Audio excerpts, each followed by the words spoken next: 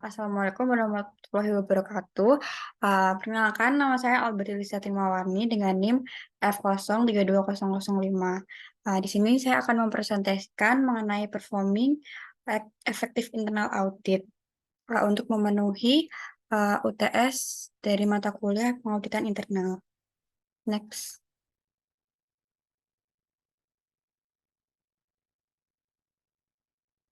Nah, di sini kita akan membahas beberapa subbab.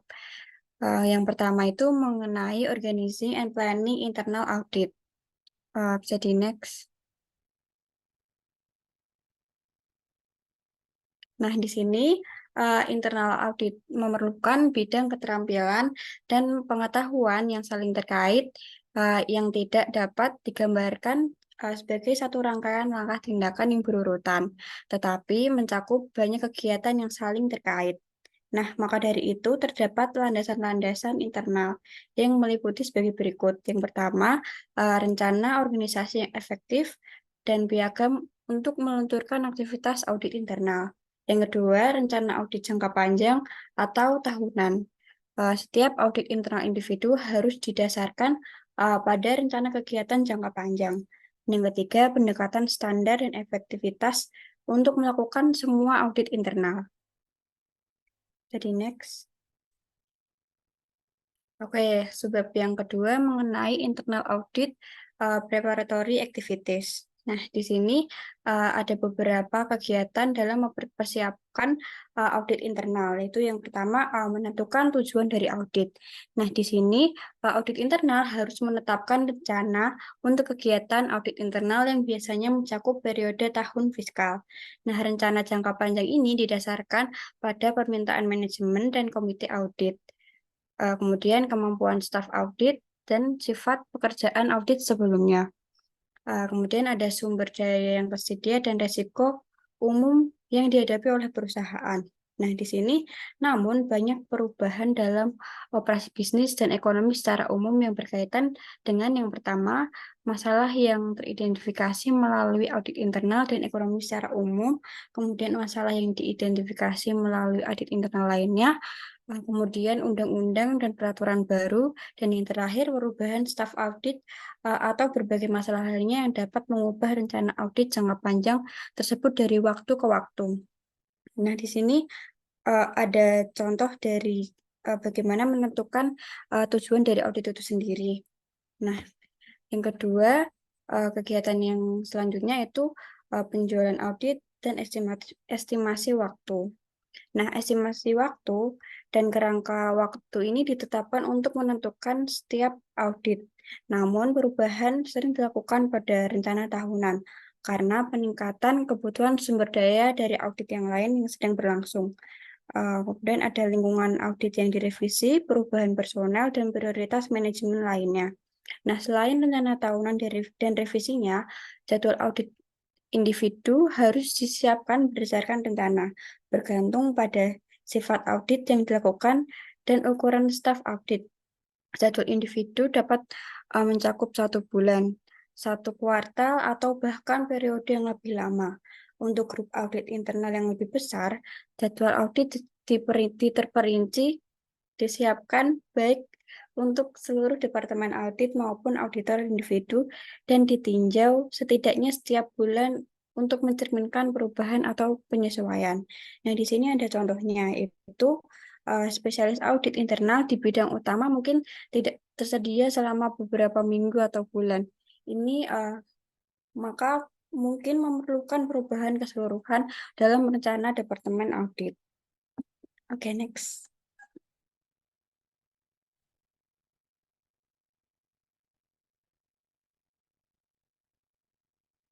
Oke, yang selanjutnya itu preliminary survey. Di sini analisis risiko untuk perencanaan audit tahunan seringkali harus dilakukan pada tingkat tinggi atau dasar. Nah, seringkali ada kebutuhan untuk melampaui perkiraan jam rencana tahunan sebelum memulai audit yang sebenarnya. Jika rencananya adalah untuk meninjau suatu area yang telah ditinjau sebelumnya, langkah pertama yang baik adalah survei pendahuluan, yaitu mengumpulkan materi latar belakang mengenai entitas yang akan diaudit. Survei ini sering dilakukan menjadi tanggung jawab manajemen audit atau auditor penanggung jawab yang telah ditunjuk. Nah, di sini ada beberapa contoh dari kertas dari preliminary survey. Nah, item-item yang ditinjau ini yaitu yang pertama tinjauan kertas kerja sebelumnya atau review of previous work paper, yaitu untuk mengetahui jumlah waktu audit sebelumnya serta masalah yang dihadapi dapat membantu menentukan sumber daya yang dibutuhkan untuk audit yang direncanakan. Yang kedua, meninjau laporan audit sebelumnya, itu untuk mendapatkan arahan ke arah sensitif lainnya. Nah, di sini auditor juga harus mempelajari laporan tentang entitas atau fungsi serupa dalam organisasi. Yang ketiga, yaitu organisasi entitas. Nah, di sini auditor harus memperoleh bagian organisasi entitas yang akan diaudit untuk memahami struktur dan tanggung jawabnya. Selain itu, jumlah karyawan dan nama kontak karyawan adalah kunci menurut departemen atau seksi utama yang harus diperoleh. Nah, di sini perhatian khusus harus diberikan pada area di mana mungkin ada potensi masalah pemisahan tugas. Nah, ini harus mencakup jika memungkinkan nama orang penghubung yang utama untuk kontak setelah audit yang direncanakan. Jika berlaku, pernyataan misi entitas atau deskripsi fungsional yang serupa harus diperoleh untuk lebih memahami tujuannya. Nah, anggaran dan data kinerja keuangan juga harus ditinjau sebagai latar belakang. Di sini manajemen audit internal mungkin ingin mendapatkan informasi ini melalui permintaan telepon atau catatan email dan harus memberitahu kepada audit bahwa informasi yang diterima adalah untuk membantu perencanaan dari audit potensial. Nah, yang keempat atau yang terakhir yaitu bahan audit kerja yang lainnya. Nah, data pendukung dari audit ini terkait yang telah selesai direncanakan atau sedang proses itu harus dipelajari. Nah, data ini mencakup masalah yang diidentifikasi auditor eksternal dalam tinjauan SOX Selection 404 periode sebelumnya atau tinjauan apapun oleh auditor pemerintah. Nah, hasil tinjauan internal oleh pejabat departemen atau organisasi lainnya, siaran pers dan laporan terkait lainnya memberikan materi latar belakang tambahan yang berupa setiap indikasi area masalah yang diketahui dari ulasan ini semuanya itu harus dicatat. Oke, bisa di next.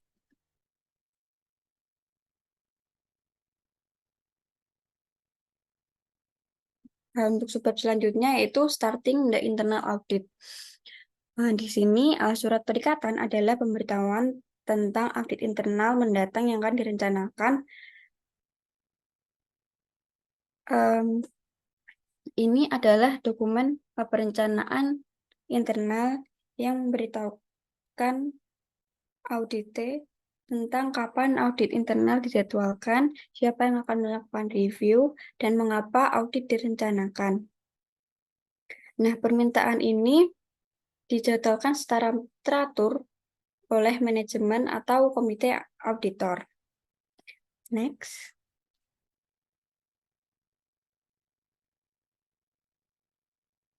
Nah, setelah audit dijadwalkan dan manajemen audit diinformasikan, tim audit yang akan ditugaskan harus siap untuk memulai bekerja di lokasi auditi.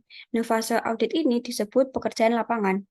Meskipun audit mungkin tidak dilakukan di lokasi yang jauh, dan mungkin hanya dimulai dari audit internal atau sebagian besar akan terdiri dari ulasan melalui layar web, persyaratan pekerjaan lapangan tanggal dari hari ke hari sebelumnya. Namun, banyak kasus audit internal yang kembali melakukan review ulang setelah selang waktu yang tertentu.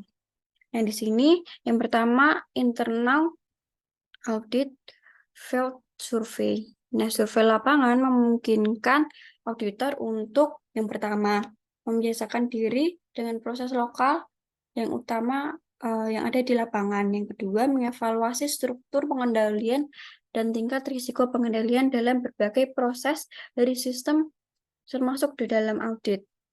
Nah, jika anggota tim tidak terbiasa dengan lokasi atau manajemennya, ini adalah poin untuk memperkenalkan dan mengklasifikasikan setiap pertanyaan yang mungkin diajukan oleh surat perikatan. Yang kedua ada documenting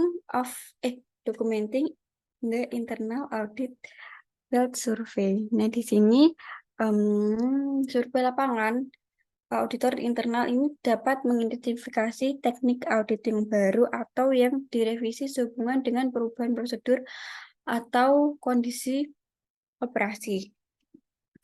Dan yang ketiga yaitu field survey auditor conclusion. Nah, tujuan dari survei lapangan audit internal adalah untuk mengkonfirmasi asumsi yang diperoleh dari perencanaan audit pendahuluan dan mengembangkan pemahaman tentang sistem dan proses yang utama, karena informasi yang mendukung perencanaan audit pendahuluan seringkali tidak sempurna. Hal ini menjadi poin utama di mana tim audit yang ditugaskan dapat melakukan penyesuaian terhadap lingkungan dan tujuan audit yang telah direncanakan. Untuk audit yang lebih besar, sebaiknya manajemen audit internal mengunjungi tim yang melakukan survei lapangan untuk meninjau hasilnya. Dengan cara ini, setiap perubahan ruang lingkup yang disetujui oleh manajemen yang diperlukan dapat dilakukan. Kehadiran di tempat ini dapat menjernihkan pertanyaan apapun yang dapat diajukan nantinya.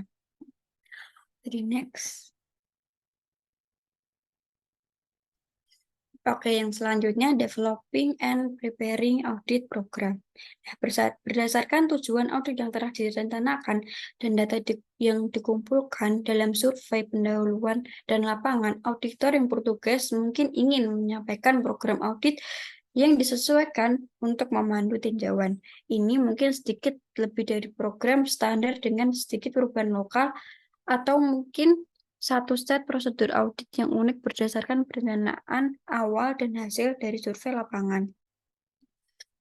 Nah, untuk menyusun program ini, auditor terlebih dahulu harus memiliki pemahaman tentang apa yang dimaksud dengan program audit yang memadai.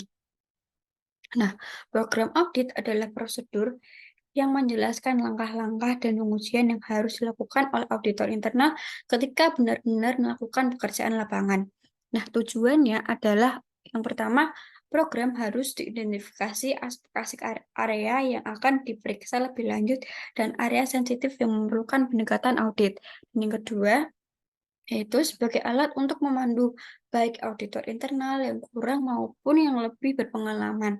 Nah, auditor internal yang bertanggung jawab atas survei atau anggota lainnya dari manajemen audit harus memutakhirkan program audit yang ada atau menyiapkan langkah-langkah program audit yang telah direvisi untuk tinjauan terencana. Nah, bergantung pada jenis audit yang telah direncanakan.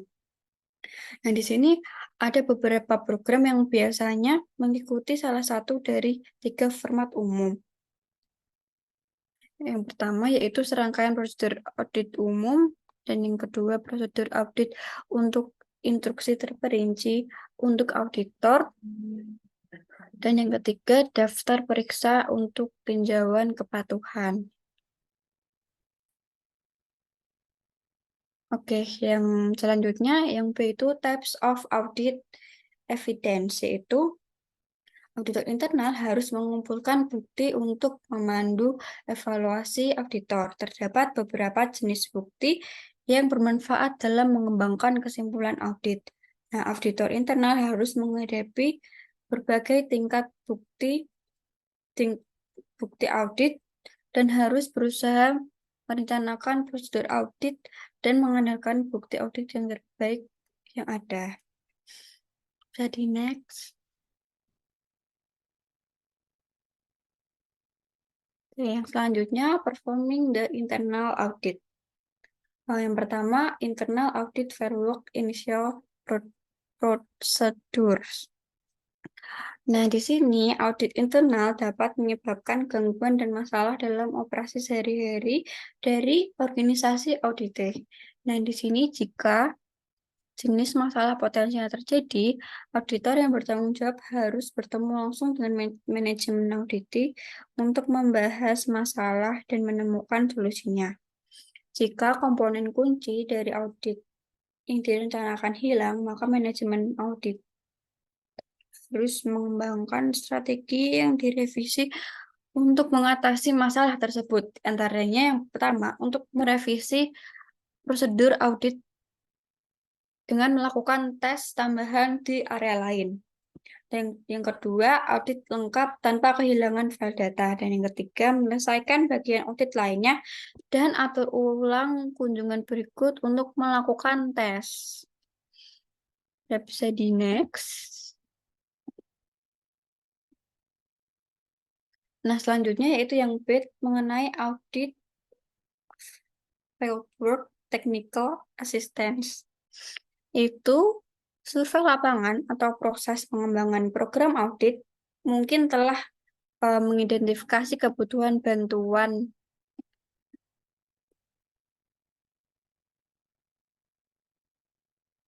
teknis khusus untuk melakukan audit internal. Namun, masalah kompleks lainnya memerlukan dukungan teknis yang mungkin timbul dalam proses pekerjaan lapangan audit. Jika masalah teknik tidak familiar bagi tim auditor yang bertanggung jawab harus meminta bantuan secepatnya.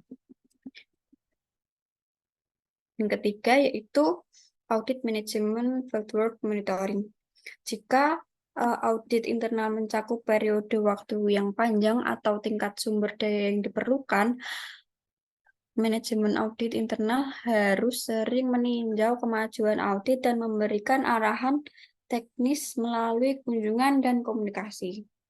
Nah, tujuannya adalah untuk meninjau kembali pekerjaan yang sedang berjalan dan untuk membantu menyelesaikan masalah yang dihadapi. Jadi next.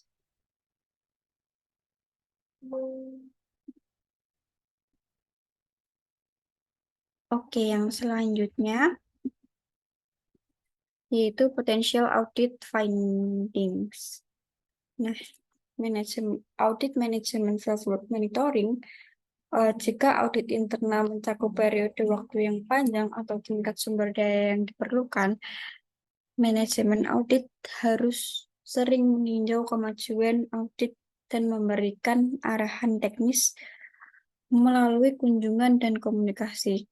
Tujuan dari kunjungan ini adalah untuk meninjau kembali pekerjaan yang sedang berjalan dan untuk membantu menyelesaikan masalah yang dihadapi.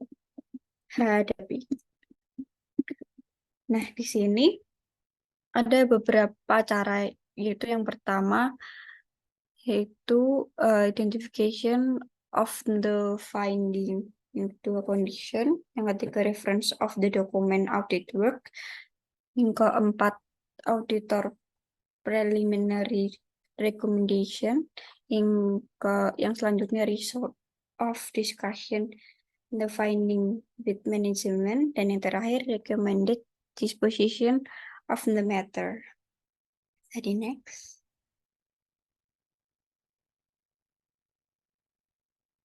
Next. Oke, yang selanjutnya yaitu audit program and schedule modification. Nah, di sini program audit adalah keseluruhan panduan untuk melakukan audit internal. Pada proses tahap audit, mungkin perlu untuk mengalihkan sebagian tugas dari staf yang direncanakan dan memodifikasi beberapa langkah. Nah, selanjutnya mengenai reporting preliminary audit finding to management. Nah, bidang utama yang ditekankan dalam setiap audit internal adalah identifikasi bidang-bidang di mana unit yang ditinjau tidak sesuai dengan prosedur pengendalian internal yang baik dan di mana perbaikan dilakukan. Nah, area-area ini akan didokumentasikan selama jalannya audit melalui penggunaan lembar poin atau temuan dan jenis dokumen temuan pendahuluan. Meskipun item-item audit potensial ini seharusnya sudah didiskusikan dengan supervisor yang bertanggung jawab langsung, tim audit juga harus meninjaunya dengan manajemen unit sebelum meninggalkan penugasan audit lapangan. Nah, temuan audit potensial harus ditinjau dengan manajemen unit selama audit untuk menemukan apakah temuan tersebut faktual dan tampak signifikan, bergantung pada lingkungan dan ukuran audit. Temuan potensial ini harus ditinjau pada beberapa poin selama peninjauan. Jika audit dijadwalkan selama beberapa minggu, auditor yang bertanggung jawab mungkin menjadwalkan pertemuan dengan manajemen unit setidaknya pada akhir setiap minggu untuk membahas semua temuan yang berkembang selama 1 minggu itu. Jika temuan bersifat minor, prosedural, manajemen dapat segera mengambil tindakan korektif yang diperlukan. Mereka kemudian dapat dikurangi atau dihapus dalam laporan audit akhir. Nah, meskipun durasi audit mungkin terlalu singkat untuk mengadakan rapat status mingguan, tim audit lapangan harus meninjau semua potensi temuan dengan manajemen unit sebelum meninggalkan lokasi. Hal ini akan memungkinkan audit internal untuk mempresentasikan temuan awal dan merekomendasikannya kepada manajemen lokal untuk mendapatkan tanggapan dan komentar mereka. Hal ini juga memberikan kesempatan kepada kedua belah pihak untuk memperbaiki kesalahan pada temuan laporan audit awal sebelum audit internal meninggalkan lokasi. Nah, yang selanjutnya yaitu wrapping up the file engagement internal audit. Nah, di sini sumber daya potensial dan biayanya harus direncanakan dan dianggarkan pada tingkat yang terperinci. Nah, kinerja aktual audit harus dicatat dan diukur terhadap anggaran berbasis waktu dan biaya yang ditetapkan untuk menganalisis dan mengoreksi setiap varian yang signifikan. Nah, tonggak dari proyek yang signifikan seperti penyelesaian pekerjaan lapangan atau draft laporan audit juga harus dilacak terhadap rencana dari internal auditor itu sendiri. Nah, waktu yang dihabiskan untuk masing-masing proyek audit harus diringkas lebih lanjut oleh manajemen audit internal untuk memberikan gambaran umum tentang semua audit yang direncanakan atau di dalam proses.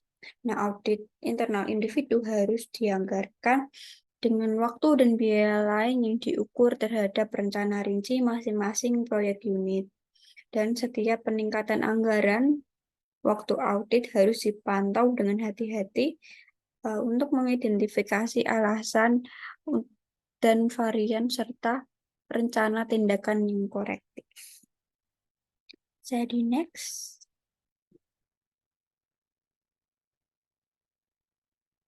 Oke, yang selanjutnya yaitu performance on individual internal audit.